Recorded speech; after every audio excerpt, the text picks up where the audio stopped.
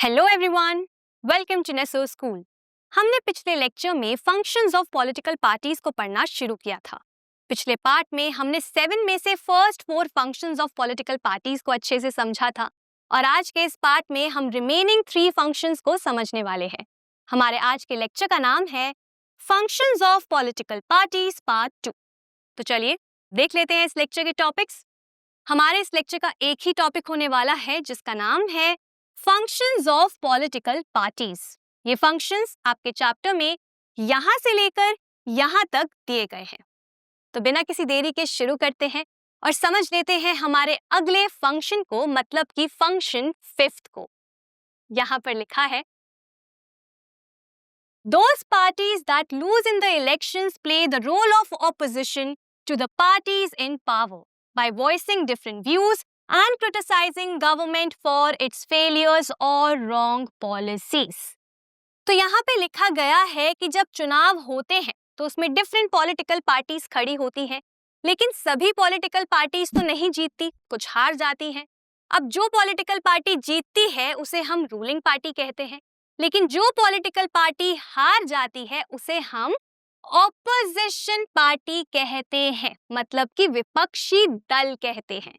तो यहाँ पे लिखा गया है कि जो पॉलिटिकल पार्टीज इलेक्शंस में हार जाती हैं वो एक रोल निभाती हैं ऑपोजिशन का, मतलब कि विपक्ष का, विपक्षी दल का। ठीक है, और वो किसके विपक्ष में होते हैं, किसके ऑपोजिशन में होते हैं? रूलिंग पार्टी के ऑपोजिशन में होते हैं। अब यहाँ पर इन ऑपोजिशन पार्टीज का क्या फंक्शन होता है? सबसे पहले डिफरेंट व्यूज को वॉइस करना, मतलब कि जो डिफरेंट पार्टीज के डिफरेंट व्यूज हैं, ओपिनियंस हैं, या फिर लोगों के डिफरेंट व्यूज हैं जो उनके रिप्रेजेंटेटिव्स के थ्रू आ रहे हैं, उन सभी वॉइसेस को सरकार के सामने रखना। उसके बाद दूसरा फंक्शन क्या होता है?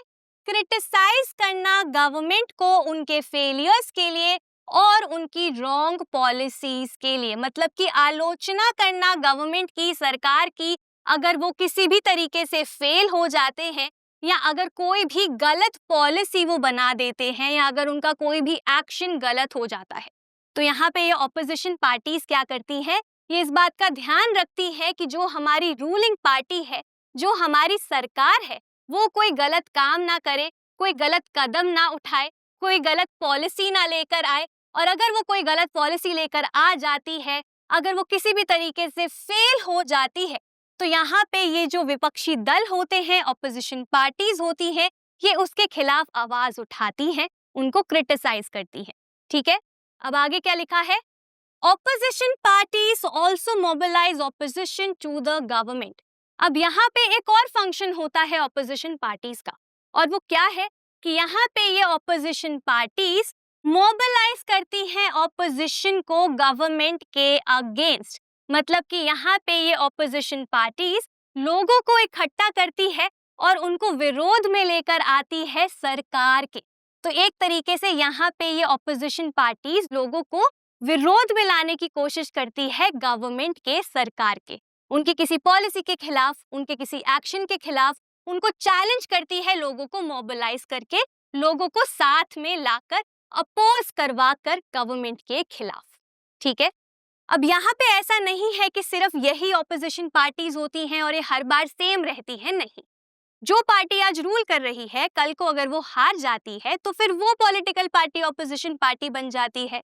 इसीलिए ये सभी पॉलिटिकल पार्टीज कभी ना कभी ऑपोजिशन पार्टी बनती ही बनती है, और जब भी ये ऑपोजिशन पार्टी बनती है तब ये क्या करती है? अपनी आवाज उठाती है, डिफरेंट व्यूज को वॉइस करती है, गवर्नमेंट के खिलाफ आवाज उठाती है, ठीक है, उनको क्रिटिसाइज करती है और साथ ही साथ लोगों को मोबिलाइज करती है, ऑपोजिशन में लेकर आती है गवर्नमेंट के। तो ये एक हमारा इंपॉर्टेंट फंक्शन होता है पॉलिटिकल पार्टीज का, और इन ऑपोजिशन पार्टीज का बहुत इंपॉर्टेंट रोल भी होता है किसी भी डेमोक्रेटिक देश में, क्योंकि ये ध्यान रखते हैं कि हमारी सरकार जो है, जो हमारी रूलिंग पार्टी है, वो कोई भी गलत काम ना करे, कोई भी गलत फैसला ना ले हमारे देश के लिए। तो हमारा 5th फंक्शन क्या है पॉलिटिकल पार्टीज का? कि पॉलिटिकल पार्टीज ऑपोजिशन पार्टीज का रोल निभाती है और अपने फंक्शंस को परफॉर्म करती है। अब 5th के बाद आगे बढ़ते हैं हमारे अगले फंक्शन के तरफ। यहाँ पे लिखा है पार्टीज शेप पब्लिक ओपिनियन, मतलब कि पॉलिटिकल पार्टीज जो हैं वो पब्लिक ओपिनियन को भी शेप करती हैं, पब्लिक ओपिनियन को इन्फ्लुएंस करती हैं। मतलब लोगों के ओपिनियंस को, लोगों के व्यूज को, लोगों की सोच को वो इन्फ्लुएंस करने की कोशिश करती हैं, शेप करने की कोशिश करती हैं, अपने पक्ष में लाने की कोशिश करती है। अब आगे क्या लिखा है, they raise and highlight issues. यहाँ पे पॉलिटिकल पार्टीज क्या करती हैं, वो डिफरेंट मुद्दों को उठाती हैं, उनके बारे में सबको बताती हैं, उन इश्यूज को, उन मुद्दों को हाईलाइट करती हैं। मीडिया के थ्रू, प्रोटेस्ट के थ्रू, मूवमेंट्स के थ्रू, डेमोन्स्ट्रेशंस के थ्रू यहाँ पे ये पॉलिटिकल पार्टीज क्या करती हैं, ये इश्यूज को उठाती हैं, मुद्दों को रेस करती हैं, हाईलाइट करती हैं, सरकार पर दबाव डालने की कोशिश करती हैं। ठीक है, अब आगे लिखा है parties have lakhs of members and activists spread all over the country। अब आप सभी सोच रहे होंगे कि हमारे देश की इतनी आबादी है, इतनी पॉपुलेशन है, तो ऐसे कैसे पॉलिटिकल पार्टी सभी लोगों के ओपिनियंस को शेप करने की कोशिश कर लेती है, किस तरीके से मुद्दों को उठा देती है, कैसे लोग इन्फ्लुएंस हो जाते हैं। तो यहाँ पर क्या लिखा गया है कि हर एक पॉलिटिकल पार्टी के अंदर लैक्स ऑफ मेंबर्स और एक्टिविस्ट होते हैं। हर एक पॉलिटिकल पार्टी के अंदर कई सारे लाखों में मेंबर्स होते हैं और कार्यकर्ता होते हैं, और ये पूरे देश में फैले हुए होते हैं। हमारे देश के अलग अलग हिस्सों में ये कार्यकर्ता, ये मेंबर्स होते हैं, और यही मेंबर्स काम करते हैं ओपिनियंस को शेप करने का, प्रोटेस्ट करने का, डेमोन्स्ट्रेशंस करने का, पार्टीज को बताने का कि क्या क्या इंपॉर्टेंट मुद्दे हैं अलग अलग एरियाज में, अलग अलग स्टेट्स में।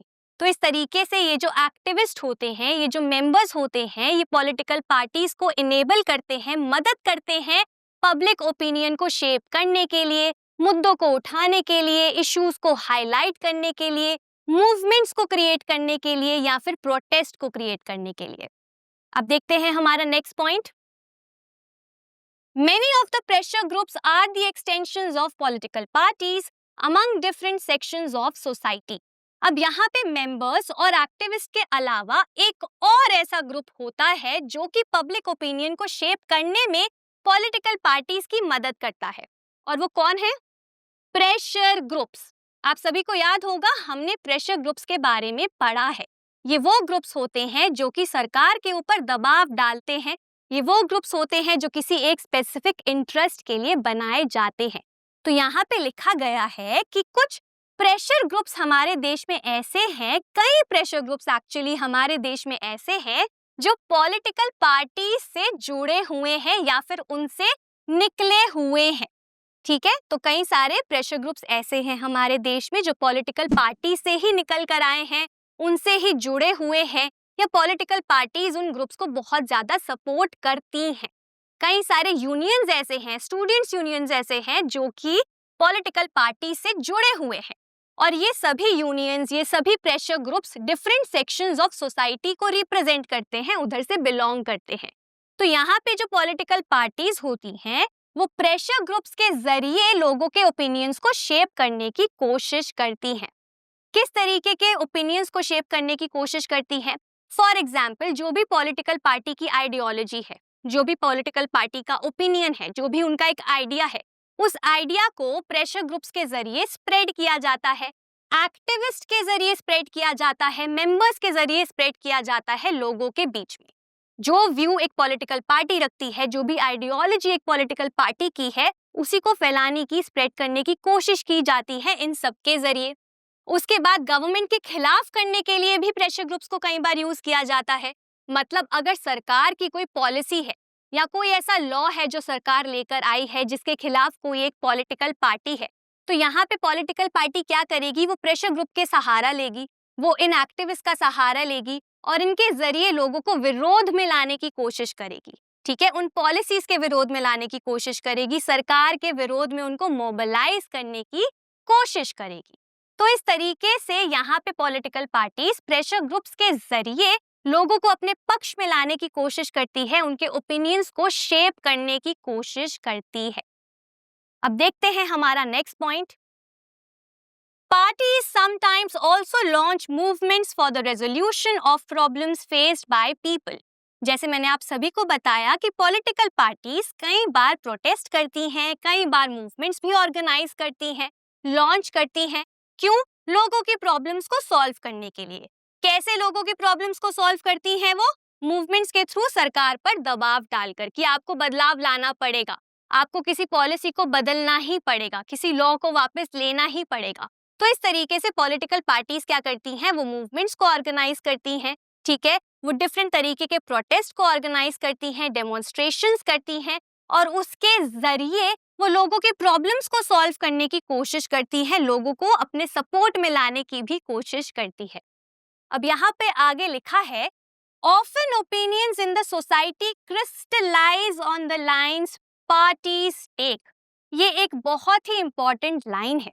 यहाँ पे लिखा गया है कि कई बार हमारी सोसाइटी में क्या होता है कि जो लोगों के ओपिनियंस होते हैं वो वही ओपिनियंस बन जाते हैं जो कि किसी पॉलिटिकल पार्टी के ओपिनियन होते हैं। मतलब यहाँ पे क्या किया जाता है, लोगों की सोसाइटी में लोगों के ओपिनियंस को क्रिस्टलाइज कर दिया जाता है, एक सोच को फिक्स कर दिया जाता है उनके दिमाग में। फॉर एग्जाम्पल, कोई एक सरकार एक पॉलिसी लेकर आई, ठीक है, या कोई एक लॉ लेकर आई। अब इनिशियली क्या होगा, जो लोग होंगे सोसाइटी के वो बहुत कंफ्यूज होंगे उस लॉ को लेकर, उस पॉलिसी को लेकर। उनको स्टार्टिंग में नहीं पता होगा इतना कि इसके क्या क्या एडवांटेजेस हैं या क्या क्या इसके डिसएडवांटेजेस हैं। अब मान लीजिए किसी एक पॉलिटिकल पार्टी को वो पॉलिसी पसंद नहीं आई या फिर वो लॉ अच्छा नहीं लगा, उनको लगा कि ये लॉ के बहुत ज्यादा डिसएडवांटेजेस हैं, इसका बहुत ज्यादा नुकसान है, हम इसके खिलाफ हैं। तो वो पॉलिटिकल पार्टीज क्या करेंगी, वो लोगों को अप्रोच करेंगी, प्रेशर ग्रुप्स के जरिए, एक्टिविस्ट के जरिए, मेंबर्स के जरिए, लीडर्स के जरिए। वो क्या करेंगी, लोगों में अवेयरनेस फैलाने की कोशिश करेंगी।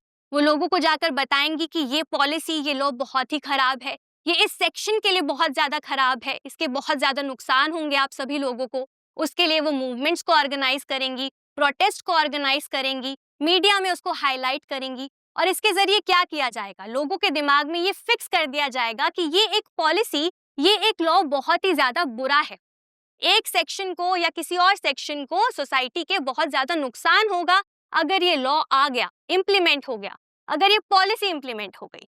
तो इस तरीके से क्या किया जाएगा, ओपिनियंस को क्रिस्टलाइज कर दिया जाएगा, मतलब लोगों के दिमाग में एक ओपिनियन को फिक्स्ड कर दिया जाएगा।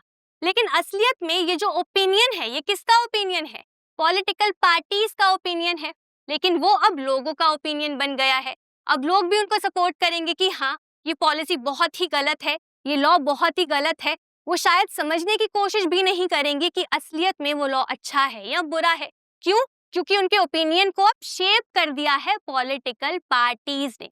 तो इस तरीके से हमारे देश में कई बार क्या होता है, सोसाइटी में लोगों के जो ओपिनियंस होते हैं वो क्रिस्टलाइज हो जाते हैं, वो एक तरीके से पॉलिटिकल पार्टी के ही ओपिनियंस को दर्शाने लग जाते हैं और इसी तरीके से पॉलिटिकल पार्टीज अपने इस फंक्शन को परफॉर्म करती हैं जहां पे वो पब्लिक ओपिनियन को शेप करती हैं। इसी के साथ हमारा ये 6th फंक्शन भी यहीं पर खत्म होता है। अब आगे बढ़ते हैं हमारे 7th एंड लास्ट फंक्शन के तरफ। यहाँ पे लिखा है, parties provide people access to government machinery and welfare schemes implemented by governments.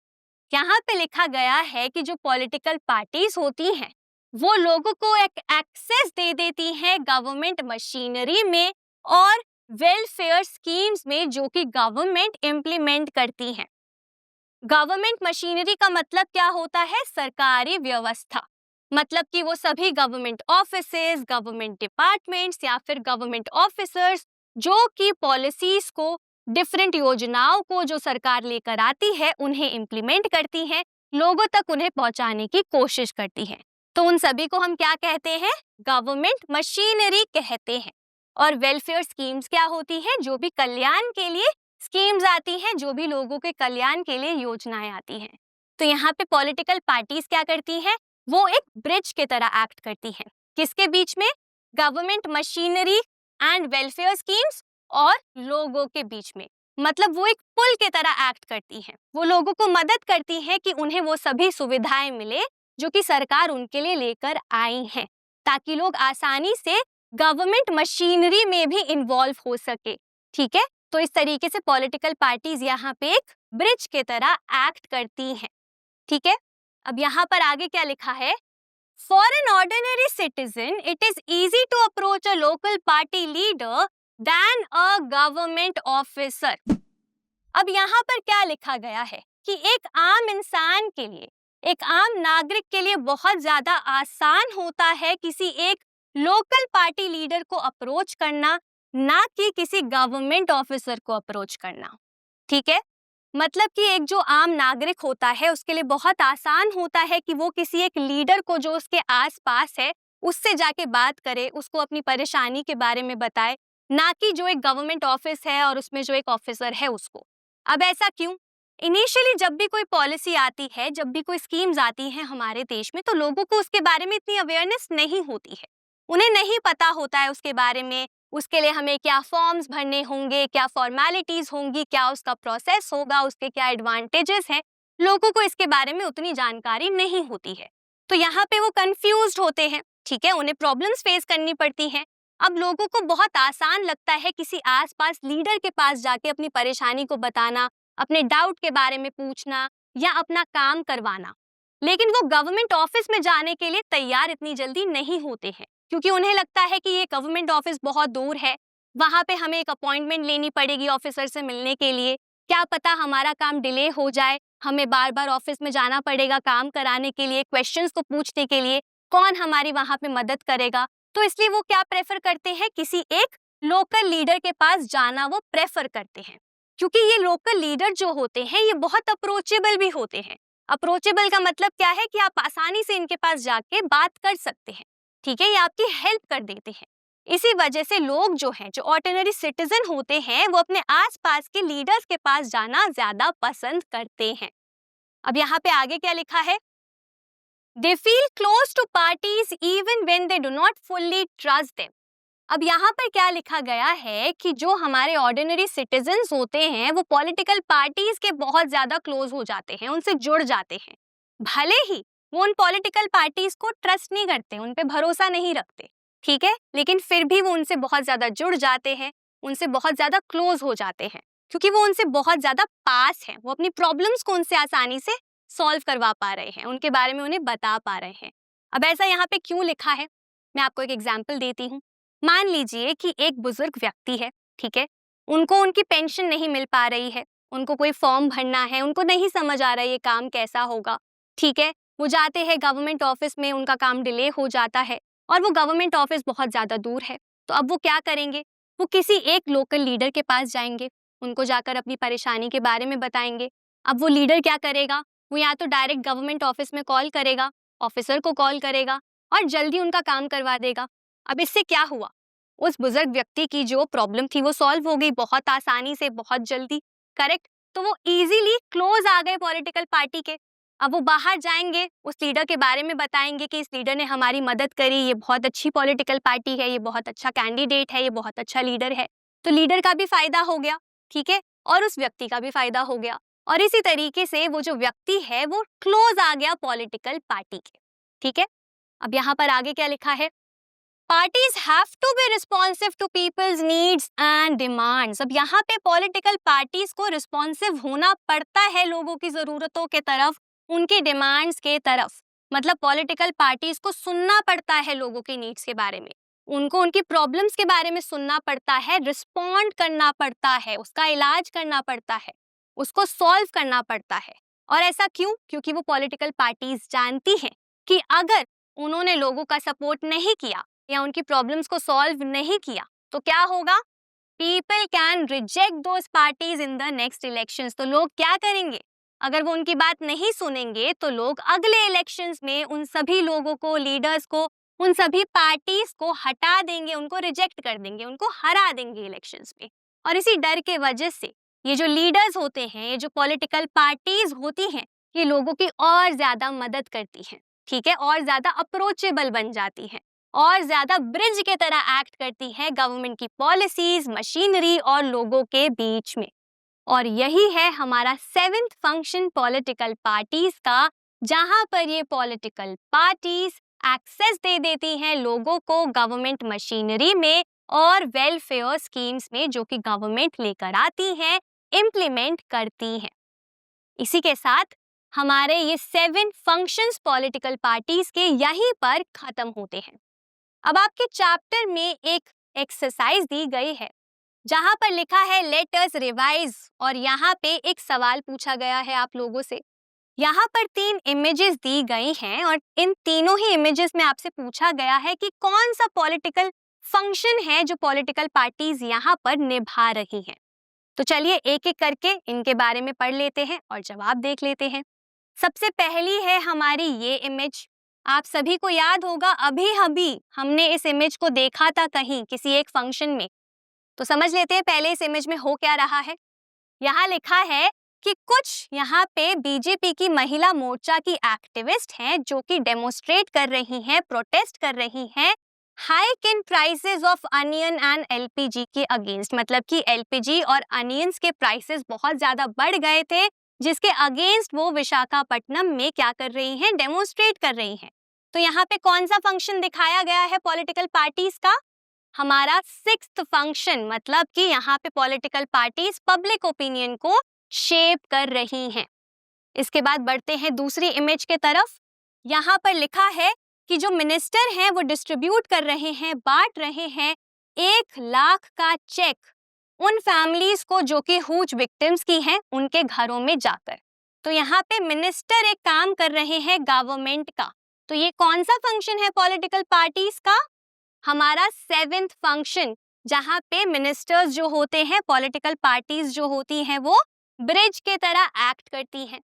अब आगे बढ़ते हैं हमारी आखिरी इमेज के तरफ। यहाँ पर इधर लिखा है कि यहाँ पे CPIM, CPI, OGP and JDS के कुछ एक्टिविस्ट हैं जो कि रैली निकाल रहे हैं भुवनेश्वर में और प्रोटेस्ट कर रहे हैं पॉस्को के अगेंस्ट, जो कि एक कोरियन स्टील कंपनी है जिनको परमिशन दे दी है स्टेट गवर्नमेंट ने कि वो एक्सपोर्ट कर सकते हैं आयरन ओर को ओडिशा से to steel plants in China and Korea.